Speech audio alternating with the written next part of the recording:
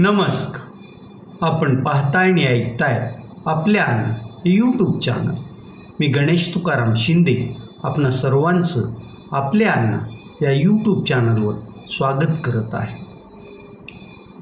2-3 दिवसापूर्वी कॉक्रोच जनता पार्टीचे सर्वेसर्वा अभिजित दिपके यांनी त्यांच्या डिजिटल प्लॅटफॉर्मवर आज पुणे येथील सावित्रीबाई फुले पुणे विद्यापीठाच्या प्रांगणात शांतिपूर्ण आंदोलन करण्याची घोषणा केली होती आणि त्यांच्या या डिजिटल प्लॅटफॉर्मवर केलेली घोषणा सर्वत्र व्हायरल झाली आणि आज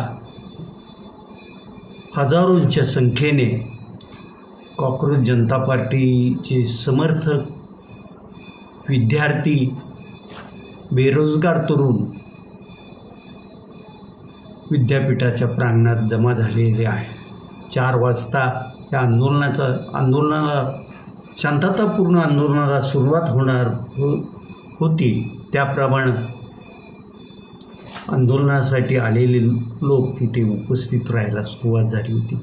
साधारणतः 4:15-4:30च्या नंतर या कॉक्रोच जनता पार्टीच्या आंदोलनात दिल्लीच्या जंतर मंतर येथील आंदोलनापासून सहभागी होत असलेले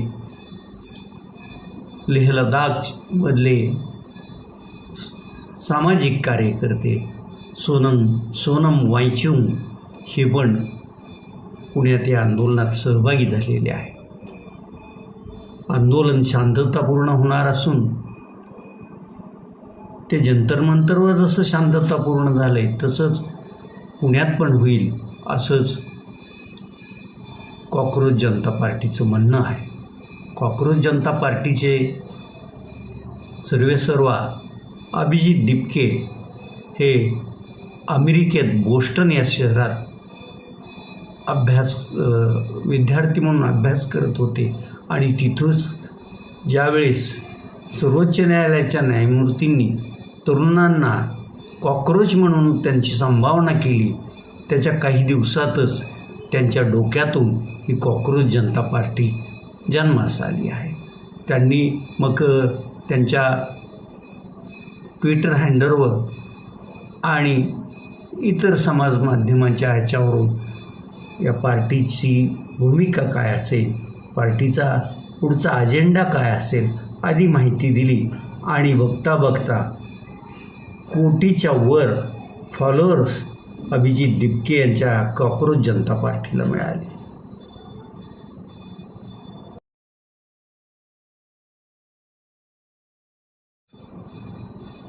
अभिजित दिपके हे काल रात्रीच पुण्यात दाखल झालेले आहेत. काल त्यांनी पुण्यात एक पत्रकार परिषद पण घेतली आणि आज दुपारी साधारण 12 ते 1च्या दरम्यान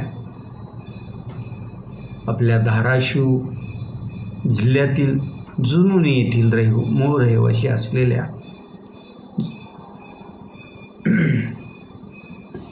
या इलेक्ट्रॉनिक्स माध्यमाच्या पत्रकारितेत महाराष्ट्रात ज्यांचं नाव घेतलं जातं अशा राहुल कुलकर्णी यांच्याबरोबर अभिजित दिपके यांनी संवाद साधला.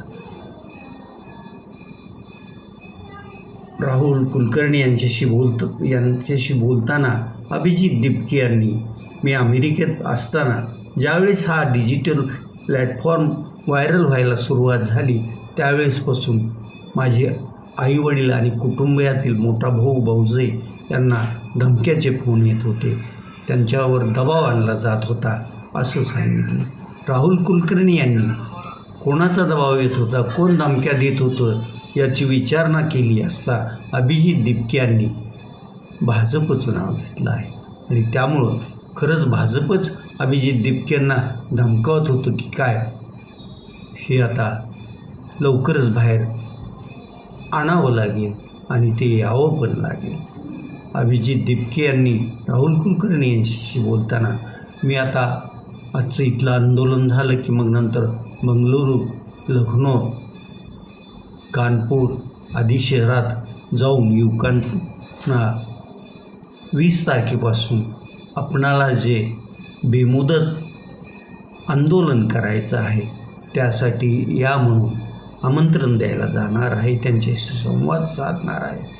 20 जूनला परत आपण जंतर मंतरवर आंदोलन करणार असून शिक्षण मंत्री धर्मेंद्र प्रधान यांचा राजीनामा जोपर्यंत घेतला जात नाही तोपर्यंत आपलं आंदोलन सुरू राहणार आहे, अशी माहिती अभिजित दिपके यांनी राहुल कुलकर्णीला दिली आहे. राहुल कुलकर्णी यांनी अभिजित दिपकेशी जो प्रदीर्घ संवाद साधलेला आहे तो त्यांच्या राहुल कुलकर्णींच्या इंस्टाग्राम, फेसबुक अकाउंटवर आता व्हायरल पण झाला असेल. तिथं जाऊन अभिजित दिपके नेमके काय म्हणतायत, त्यांच्या भावना काय आहेत हे तुम्ही जाणून घेऊ शकता.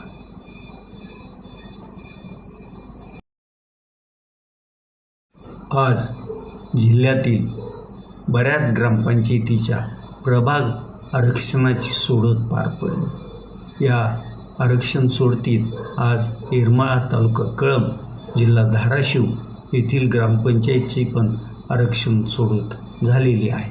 येरमाळा हे गाव जवळपास 10,000 लोकसंख्येचं असलं तरी गावच्या मतदारांची संख्या 5,500च्या पुढं आहे आणि त्यामुळंच गावात 5 प्रभाग असून 5 प्रभागातून येरमाळा गावच्या मतदारांना 13 ग्रामपंचायत सदस्य निवडून द्यावे लागतात. या 5 प्रभागापैकी प्रभाग क्रमांक 1, प्रभाग क्रमांक 2, प्रभाग क्रमांक 3 हे 3 प्रभाग 3 ग्रामपंचायत सदस्यांचे आहेत, तर प्रभाग क्रमांक 4 आणि प्रभाग क्रमांक 5 हे 2 याचे आहेत. आज झालेल्या सोडतीत अनुसूचित जाती महिला, अनुसूचित जाती पुरुष यासाठी एक जागा सुटलेली आहे. 6 ग्रामपंचायत सदस्या या महिला असणार आहेत आणि एकूण 15 पैकी 4च सर्वसाधारण पुरुषासाठी जागा असणार आहेत. नंतर इतर सर्व जागा ह्या आरक्षितच असणार आहे. आज येरमाळा ग्रामपंचायतीच्या इथे ही आरक्षणाची सोडत पार पडली. या सोडतीसाठी गावातील राजकीय पक्षांचे पुढारी, सजग नागरिक मोठ्या संख्येने उपस्थित होते. आता सरपंच पदाचं आरक्षण पण सुटलेलं आहे आणि प्रभागाचं आरक्षण पण झालं असून त्यामुळं या सप्टेंबर-ऑक्टोबरमध्ये ग्रामपंचायतची निवडणूक होईल असंच दिसत आहे.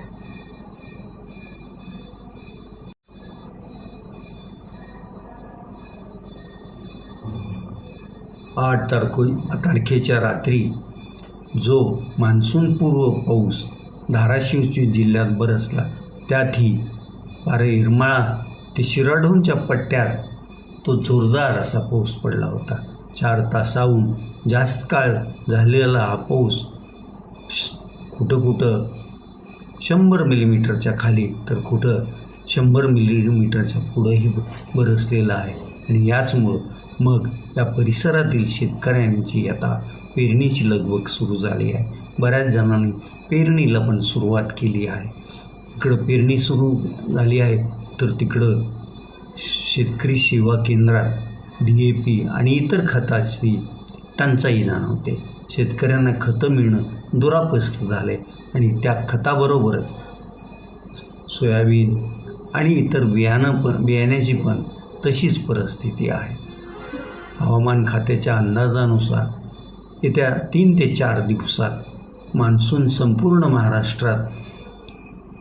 महाराष्ट्राला व्यापून टाकेल असं म्हणणं असून काल आणि आज येलो अलर्ट दिला असला तरीही महाराष्ट्रात कुठंही मुसळधार पर्जन्यवृष्टी झाल्याचं दिसून आलेलं नाही.